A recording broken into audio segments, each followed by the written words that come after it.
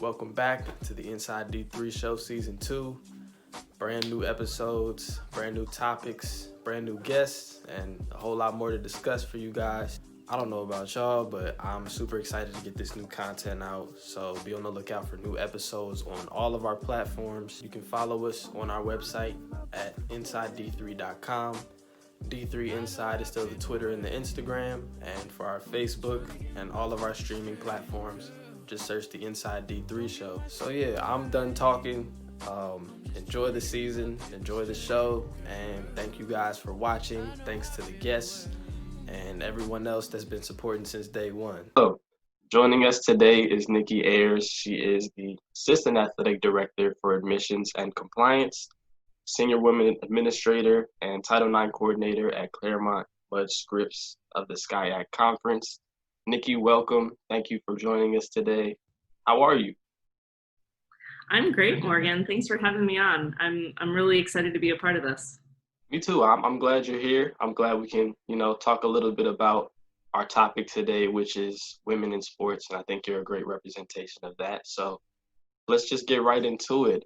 My first question for you is not really a question, but it's more of a request, I would say. But just give us a little bit of a background on you, some of your history through athletics and, your career.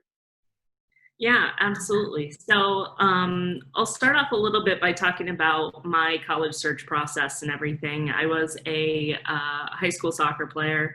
I played club, ODP, and everything. And I thought originally I wanted to go Division I. I had a couple of offers from smaller universities and everything. And through my college search process, I kind of narrowed it down because I wanted to be actually a history teacher in high school and then coach college soccer. And as I narrowed down my search and everything, I found out that I really didn't like the large school environment. It wasn't really something that I was looking forward to. I went and visited one university and I didn't like the fact that I was gonna have to hop on a bus to get to my next class. I wanted that kind of walking from class to class feel in that small community. So I narrowed my search down a little bit to smaller institutions within 3 hours of where my parents were living at the time, which was Allentown, Pennsylvania. So I looked around at various Division III institutions and ended up falling in love with Juniata College in Huntington, Pennsylvania. I ended up going early decision to Juniata, and throughout my career there, I had a great time on the women's soccer team. It was a newer program at the time. I think it was less than 20 years old when I got there and everything. So we were still building the program, and it was an amazing experience being part of that team and the growth, starting the growth that team has been able to make over the years and everything. One of the things that I loved about my experience was just the student athlete experience as a whole, which is something that I absolutely love about Division III. We would, end practice, go to the dining hall, sit and chat, maybe do a little bit of work and everything, and then immediately be like, hey, you guys want to go check out the volleyball game? And everything. And so we would just head over there, and you would find the majority of the rest of the student athletes there as well too. It was a super supportive environment. I just absolutely loved my experience there, and I wouldn't have traded it for anything in the world. I was lucky enough that I had a really good career there. I still have a couple records. I made all conference 4 years. And in 2018, I was lucky enough to be inducted into the Hall of Fame, which was great. And I still keep in contact with a lot of people from Juniata, especially my former coach, who's now an associate athletic director there, and everything. And that really kind of started my path into Division III athletics. While I was there, I decided that education wasn't necessarily the field that I wanted to go into. And during a conversation with my former coach, he was like, it sounds like what you really want to do is you want to be involved in athletics. Because originally I thought that I was going to have to teach in order to coach and everything. And I didn't really have anyone guiding me into the fact that athletics could actually be a career. So he's like, you can work at a college and you can work in an athletic department. You can coach and you can do other things and everything. So one of the great things about Juniata that I loved was instead of having majors, they had what they call program of emphasis, or POEs. So you could actually create your own. So they didn't have a sports management program. So I was able to work with both of my advisors and create my own essentially major at Juniata, taking a combination of business courses and communication. And then also I had a full year internship within the athletic department while I was there. I ended up essentially running our intramural programming for the entire year, which helped me get my first job at Grinnell. So, you know, Juniata really kicked off my love for Division III, my passion for Division III. And then when I graduated, I was lucky enough to get a position as a director of intramural and club sports and assistant soccer coach at Grinnell College. And I had a fabulous mentor in Heather Benning. She's now the Midwest Conference Commissioner. She's highly active in the NCAA, and she's a phenomenal Division III supporter and champion. And I was lucky enough to be under her and everything. So I had a great start in Division III athletics. I was super lucky. And, you know, from there, I ended up getting my head coaching job at 22. Looking back now, I don't really think I was 100% ready for it. In hindsight, I do a lot of things differently, but it definitely helped me grow as a coach and as someone in D3 athletics. I was able to make a lot of really great connections there. While I was at Knox, I ended up getting married, and due to poor planning, my husband and I welcomed our daughter opening weekend of the last year that I was coaching at Knox. So I had her on a Sunday, and I was back on the field coaching the next Saturday. And I think that's actually a fairly common thing for women working in athletics, is you don't really necessarily take that maternity leave or that time to kind of relax and chill. So at the end of that season, I was really doubting whether or not I could handle recruiting on the road with being a mom and doing a lot of other things and being in college athletics. So I decided to make a change, and I decided to resign after the season because I, in all honesty, I didn't feel like I had a mentor or any female mentors that I could necessarily go to talk about how to balance any of that. So I left college athletics for about 6 months. Started my master's degree online through Duquesne University in leadership. I figured I might as well be doing something while I'm taking some time off and you know, caring for my daughter and everything. And was lucky enough that I kept in contact with my former coach at Juniata, who got me back into college athletics as an assistant coach there for a couple of years. But my position there was also tied into the residential life program in student affairs. So I will say that, you know, a lot of times athletic departments, even at the Division III level, can act kind of siloed and not really integrate themselves very well into the campus community and everything. The fact that I was able to work with student affairs and residential life and be in that area in addition to athletics has actually made me a much better administrator. I had to form relationships with, you know, different departments across campus that I never come in contact with. And I was able to actually see the way that a college actually runs and how athletics fits into that better than I did when I was a coach. After Juniata, my husband and I decided to come back out here after we had our son, and ended up getting a job in student affairs and outside of athletics at Harvey-Mudd College as part of the Claremont Colleges Consortium.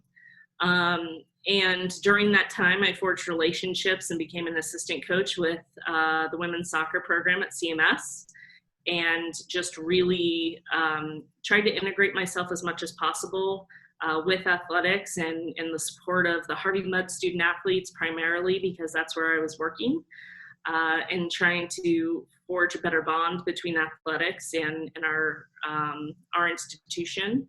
And, you know, during that time, CMS was building the wonderful facility that's behind me, Roberts Pavilion. And when they finished building it, they had a position open. I applied to it, and I've been with CMS ever since, and I'm loving it. My position's changed from kind of a facilities and events position to being in compliance. I have some, you know, previous experience in compliance and everything.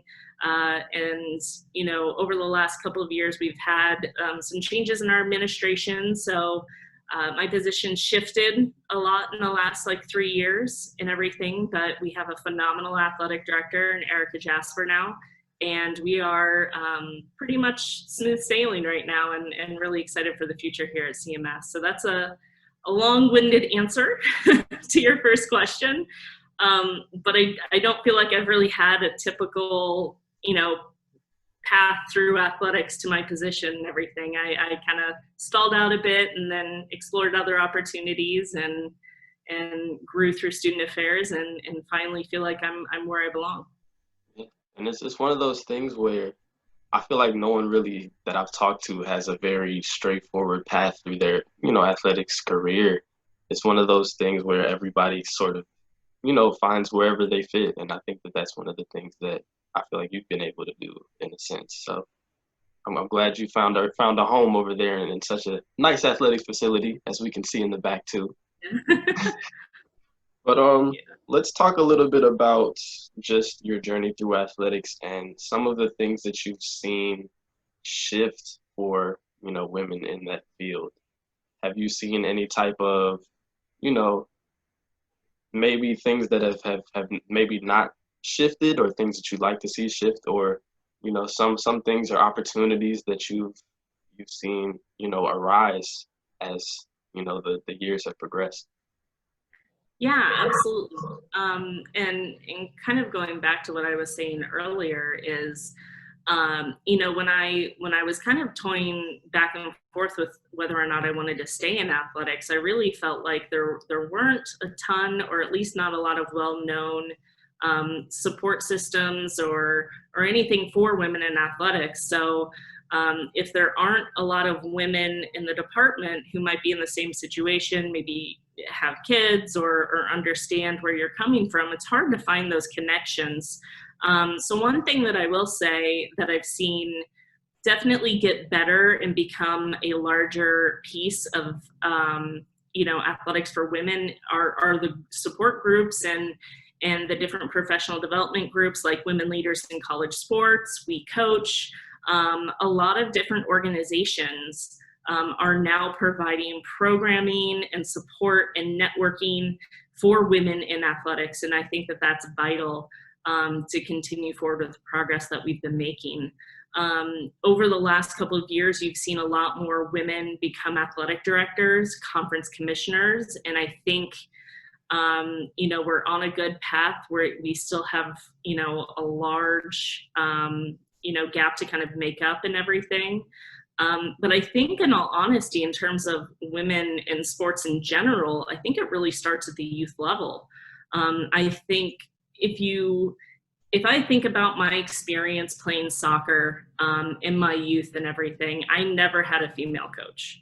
I played since I was 5 years old. Every ASO coach, every club coach, high school, college, ODP, every single coach I had was male.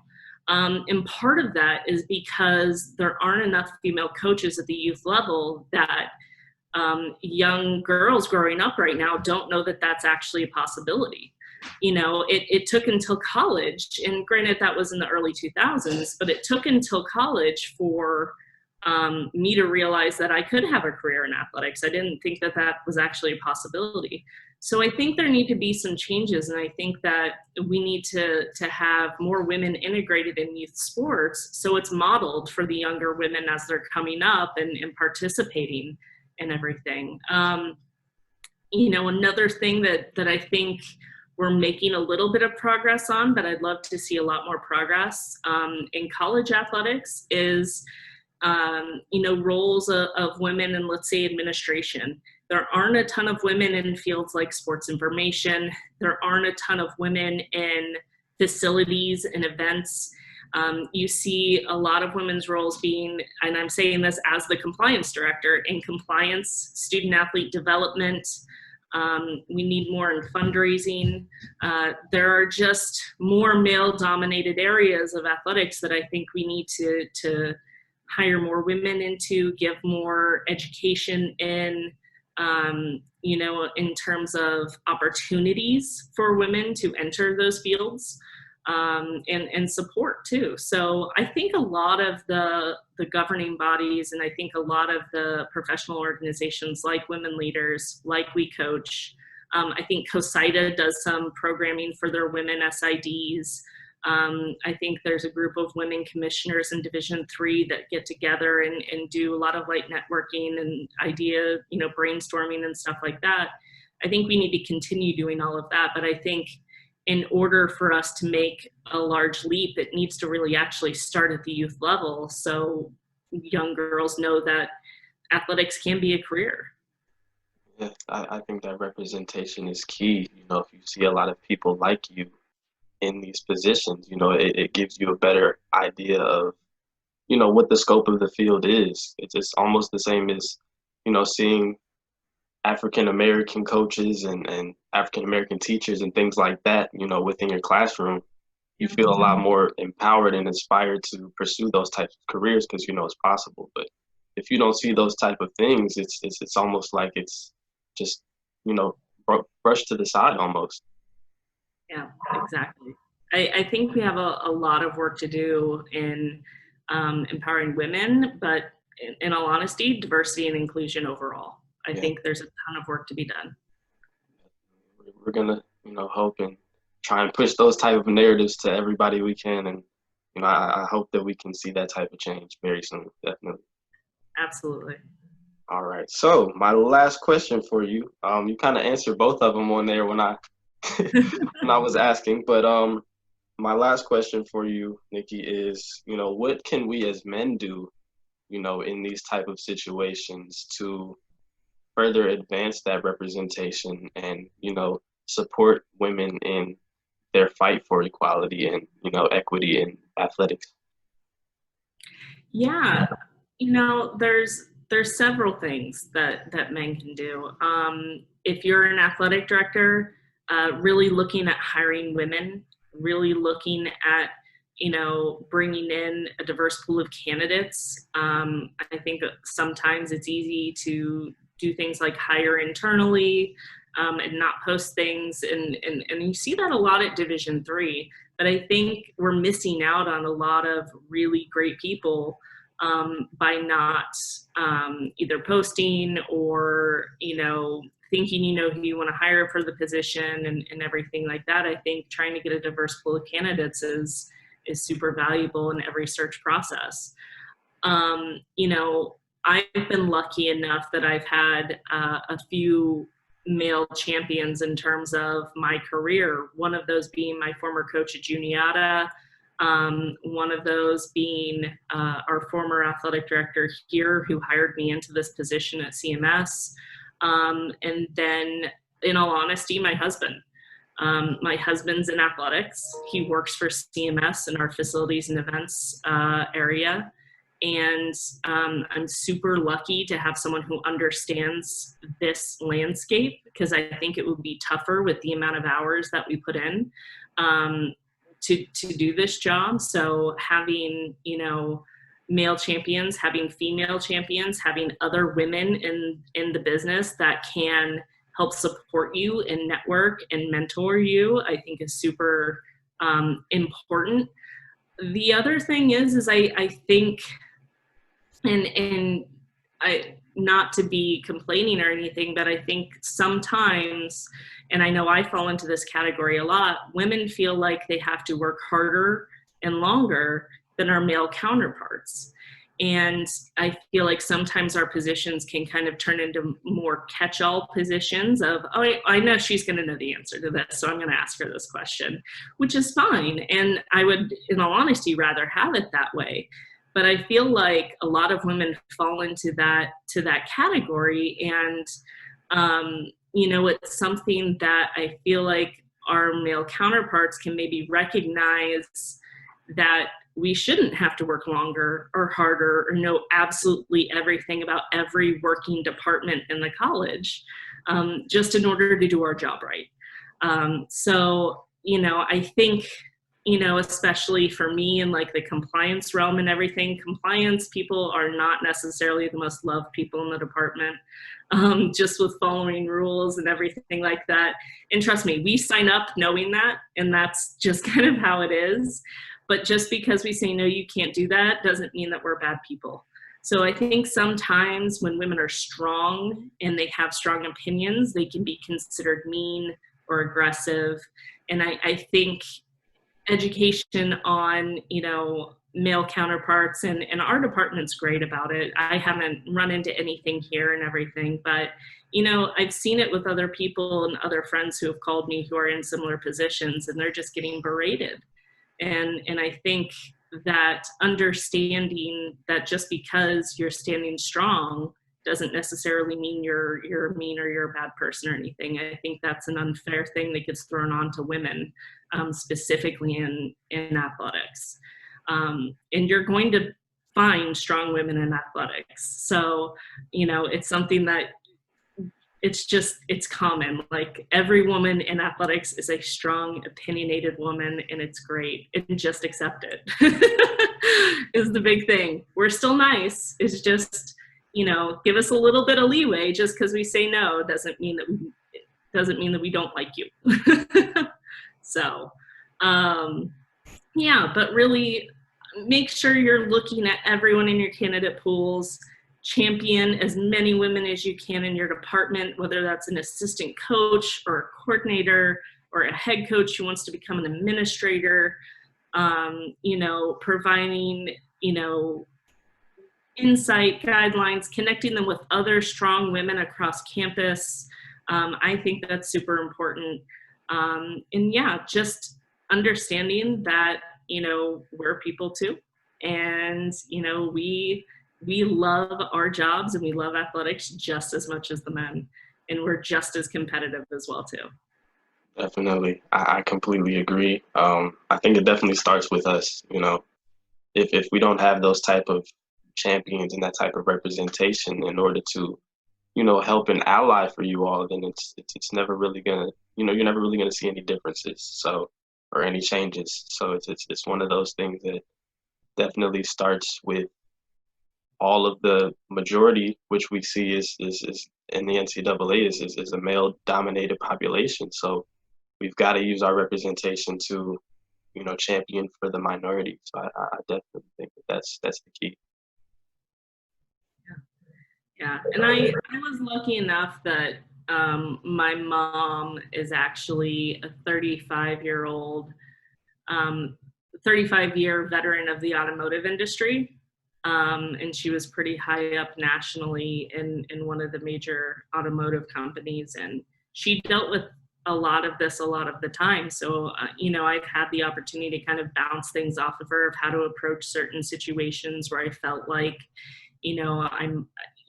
I might need some help in terms of, it was a male female kind of issue and everything, and advocating for myself, or actually in supporting other women in athletics, because I know that she mentored some women when she was also, working and everything like that. She's retired now, but I was lucky enough to actually have a very strong role model in my mom, that she dealt with a lot of the same things that, either I'm dealing with or have dealt with, or, I can help other people as well too. Yeah. Well, Nikki, thank you so much for coming on, talking with us. Thank you for your insight as well. I definitely think that, there's a lot of topics that needed to be spoke on like this. So we definitely appreciate your time, and thank you for joining us. Awesome. Thank you so much, Morgan. I appreciate it.